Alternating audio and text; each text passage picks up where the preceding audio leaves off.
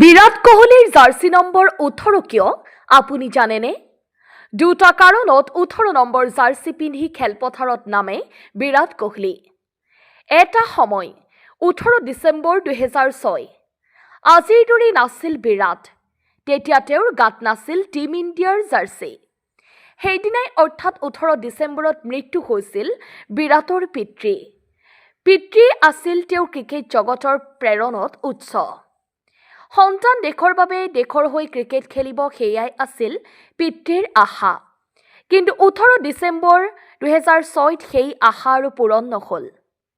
মৃত্যু হ'ল ক্ৰিকেটাৰগৰাকীৰ পিতৃৰ। আন এটা কাৰণ হৈছে পিতৃৰ মৃত্যুৰ সময়ত তেওঁৰ বয়স আছিল 18 বছৰ। অৰ্থাৎ 18 বছৰ বয়সত 18 তাৰিখেই পিতৃক হেৰুৱাইছিল বিৰাটে। ইয়াৰ মাজত আন এটা কাৰণ হৈছে 2008 চনৰ 18 আগষ্টত প্ৰথমবাৰৰ বাবে ইণ্ডিয়া টীমৰ হৈ ODI খেলিছিল।